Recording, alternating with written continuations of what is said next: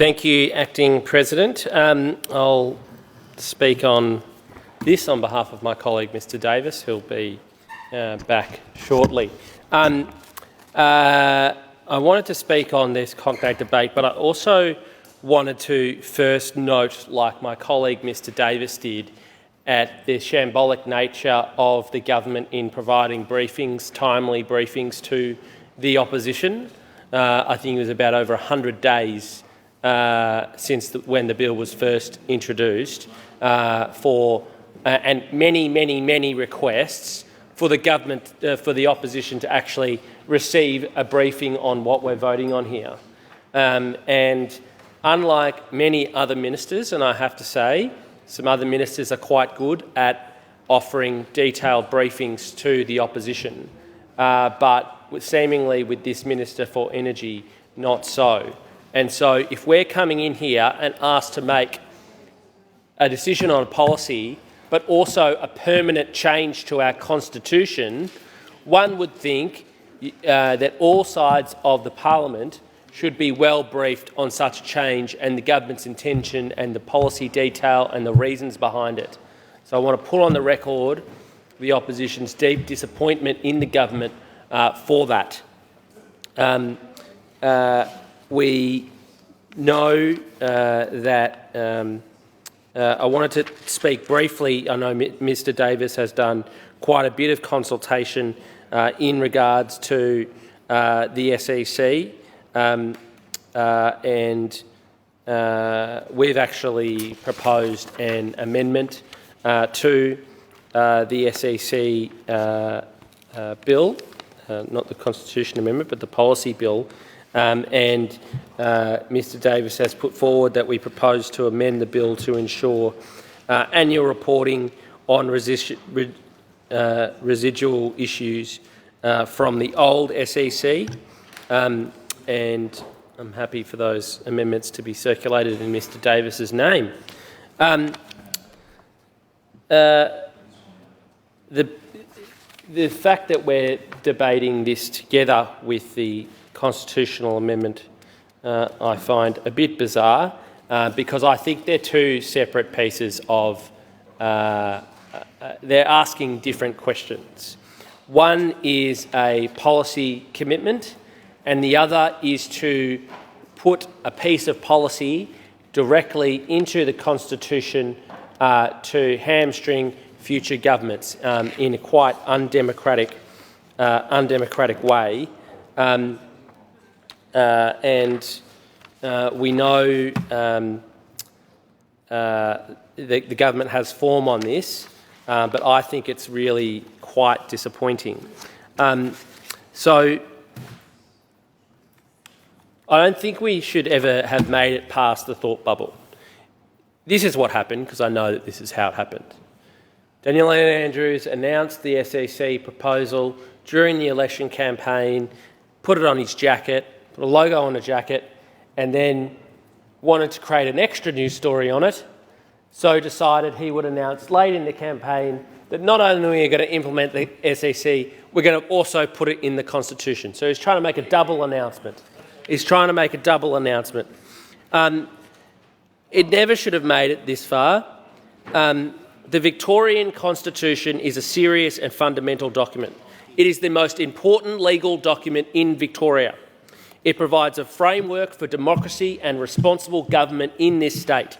It sets out rules relating to the Crown, the Legislative Council, the Legislative Assembly, local government, the Supreme Court, executive, ministers and the public service.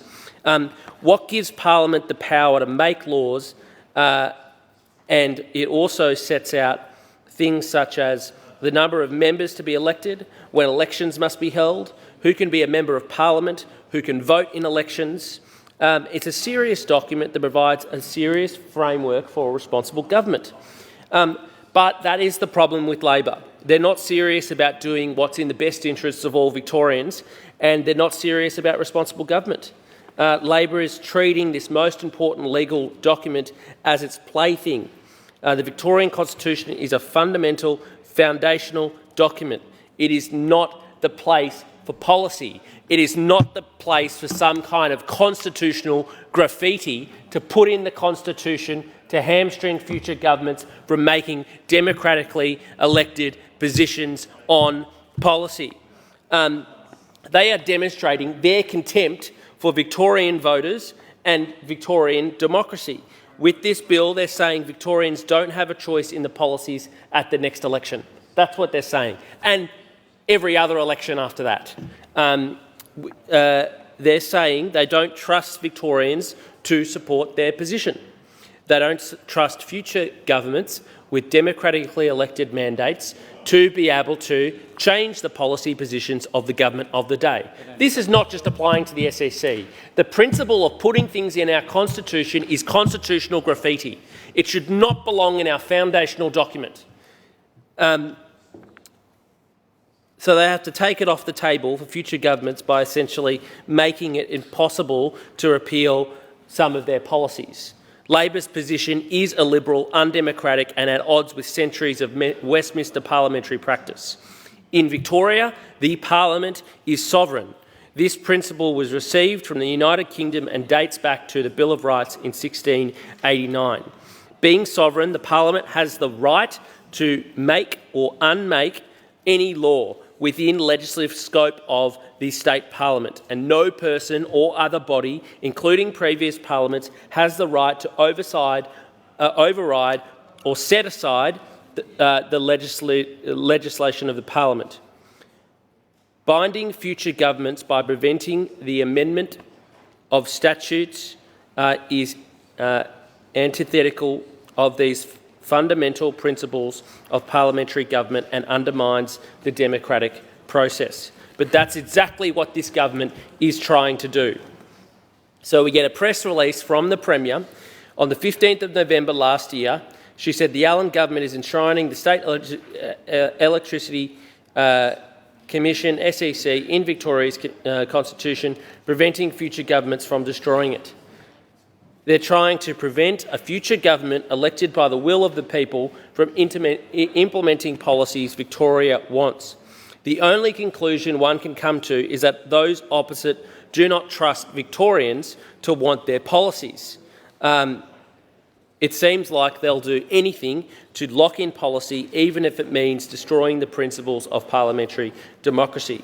Preventing voters from electing representatives that may want to change their policy positions is fundamentally autocratic and illiberal. And I would ask those considering voting in favour of this bill to consider a few things. Would you be happy to see something you did not support put in the Constitution? That is the precedent we would be reinforcing as a parliament.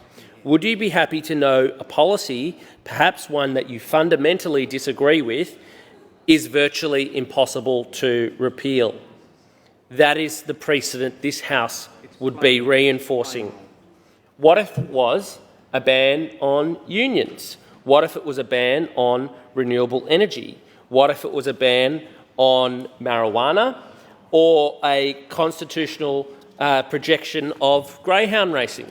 It could be either of these things, because this government has set a precedent.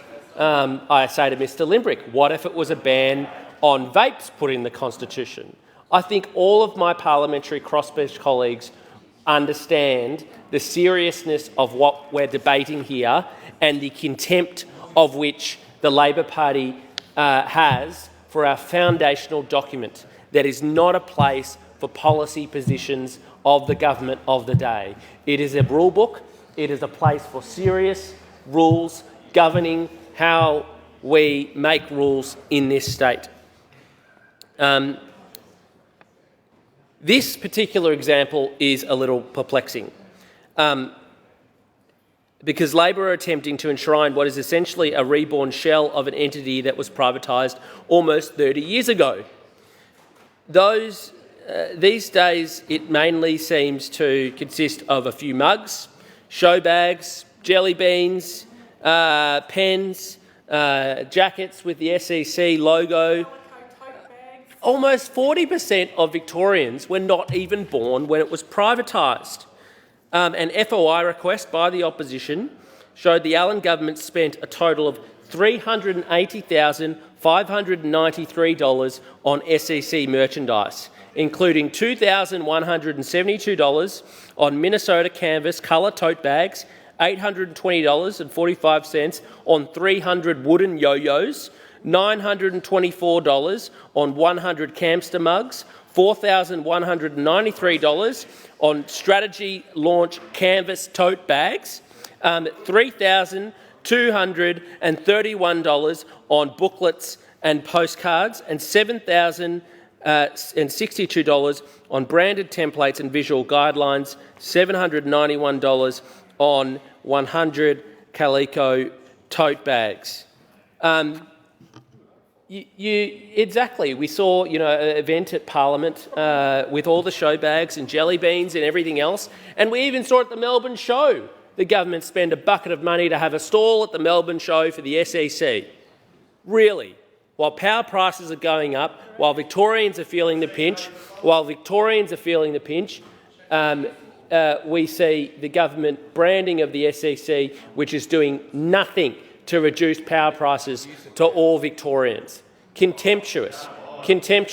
So here we are on the other side of the house, they're yo-yos, show bags, we're in a massive budget position, we're going to have massive cuts, and I spoke about last week, maternal and child health services in the western suburbs cannot be funded past 8 weeks because this government hasn't got the money to invest in that. In my electorate, people are suffering with a serious lack of public transport because this government hasn't got the money to invest in that. But it's got the money for show bags, it's got the money for jelly beans, it's got the money for yo-yos. It's a contempt of this place and a contempt for the Victorian people that is slashing, and it will slash in the upcoming May budget. We know that from the outgoing Treasurer, that it will slash and have a horror budget while it's spending money on yo-yos. These people should be embarrassed, absolutely embarrassed. And who's at the helm of this? Of course, the member for Mill Park, and who does. I was pleased to join my colleague Mr Welch in Mill Park at the Whittlesea Festival on the weekend, and people don't have a too high opinion of their local member because, well, I don't think she actually lives there, but because their energy prices keep going up. Because she's not listening to the concerns of residents in regards to her electorate, and she's spending money on yo-yos. And we know the government also promised, and Daniel Andrews promised this during the election, full government ownership, majority government ownership as part of the SEC. We know this is not the case. You're not making even majority investments in different projects. You're in fact contributing to projects that already had finance. So that's a broken promise, and now you're wanting to put what is a proposal that you've already broken promises on permanently in the Constitution forever. Seriously, this is amateur student politics by those opposite, and shows a contempt for the Victorian people and for the Victorian Constitution.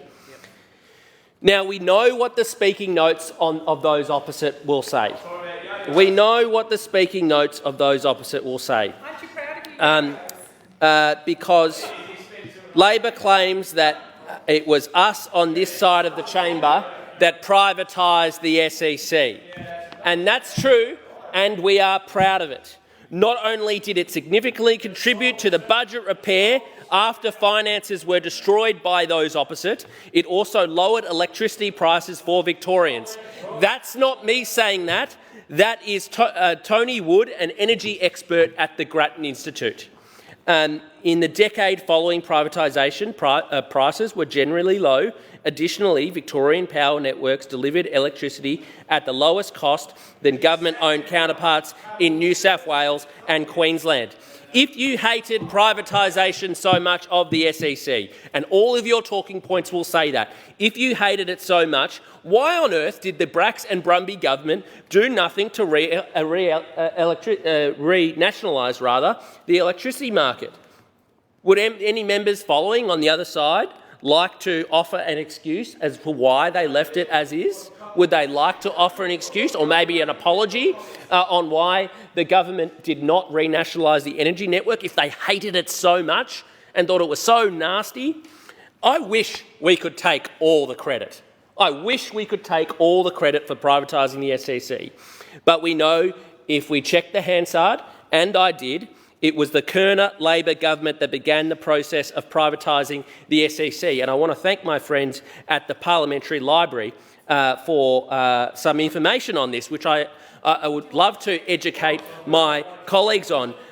There's actually a media release here, news release. Loy Yang B passed by Parliament, 11th of June 1992. Legislation paving the way for a historic partnership between the Victorian Government and US power company Mission Energy passed through state parliament last night. Loy Yang B authorises the government to enter into contract with Mission Energy and for joint ownership of the new Loy Yang B power station in Latrobe Valley. The Premier, Miss Joan Kirner, said the successful passage of the bill provided the framework for an exciting future in Victoria's power generation history. Loy Yang B will be a state-of-the-art power station. It is required for energy requirements in Victoria in 1993. There you go. So you've got a great history of privatisation. You started off privatising the SEC. You started the whole process. You should all be very proud of it. You should all be very, very proud of your great history of privatisation. Often members opposite don't actually know these facts. You know, they'll go out and Daniel Andrews and Jacinta Allen and Lily D'Ambrosio, they'll say, well, it was the nasty Liberals that privatised the SEC, yet it was Joan Kirner that got the ball rolling on this. It was, and they know it. Hansard knows it. The Parliamentary Library knows it. Maybe stroll across the hallway there, have a look for yourself before repeating such lies, and now they're wanting to put this into the Constitution. It is just ridiculous from this government. So, with the rhetoric that I'm sure is to come, because they've all got it in their speaking notes, it would make you think that the Victorian Labor Party and the Australian Labor Party hated privatisation.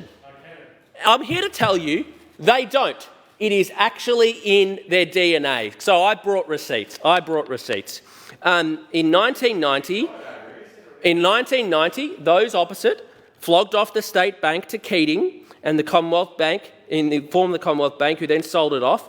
In the 90s, the Keating government sold countless entities. There was Aussat, which was sold to Optus. There was Australian Airlines rather. There was Aerospace Technologies. There was Qantas. There was CSL. There was the Snowy Mountain Engineering Corp. And who can forget the Gillard government, which sold the Commonwealth's last remaining shares in Telstra. But there's also your own Labor government, actually. And Labor's history and love of privatisation actually runs deep in this current government. You've leased the Port of Melbourne for about 99 years. You've sold off your share in the Snowy Hydro scheme. You love privatisation so much, you even have privatised genuine government departments. You sold the Land Titles and Registry Office in 2018. The Treasurer, the outgoing Treasurer, described this as a great result. You've essentially partially privatised VicRoads in a 40-year deal for $7.9 billion. Those on the other side of the chamber love the privatisation of prisons too. The Bracks Labor government, under the Partnerships Victoria policy, new prisons were built under a PPP model. Contracts were for 15 years with competitive re-tendering every 7 years. Contracts included design, construction, financing of the facility, included maintenance and security. So you love partially privatising our prisons too. There is a wealth of history of privatisation that runs deep in the Labor Party. The Moomba-Sydney pipeline by the federal Labor government in the 90s, as I said, Removals Australia, another Labor privatisation. I think I mentioned the Snowy Mountain Engineering Corp, ADI, the AIDC, of course the Commonwealth Bank. The Labor Party absolutely loves privatisation, but in all their speaking notes that I know are to come, because they read them word for word, they will decry that the Liberals and the Nationals love privatisation. No one in this chamber loves privatisation more than the Labor Party. It runs deep in Labor history. It runs deep in Labor history, and they should defend it. They should defend it. They should absolutely defend their history of privatisation. They absolutely love flogging things off. You know what they also privatised, or at least partially privatised? Federation Square. You guys love selling this off. You absolutely love selling things off. Anything for a dime, especially in their current situation. So don't, as you will do, decry us for privatisation when you love privatisation probably even more than we do. This is what we'll get from this government. This is what we'll get from this government. This is what we'll get from this government in their approach to policy. They want to decry us, even though they got the ball rolling on the SEC. But more seriously, as I mentioned, they want to trash our foundational document with a kind of constitutional graffiti, and I think hamstringing future governments and the ability of future governments to make decisions is completely illiberal and undemocratic. It is undemocratic. You want to tie down future governments with the policy positions of today.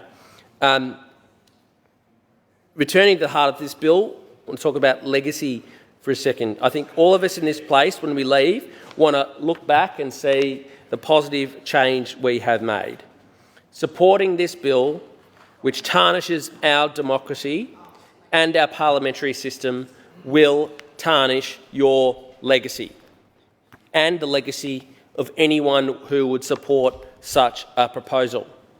You will be responsible for cementing a bad precedent. You will be responsible for undermining democracy and increasing autocracy in our state. I hope that Victoria is going from strength to strength hundreds of years from now.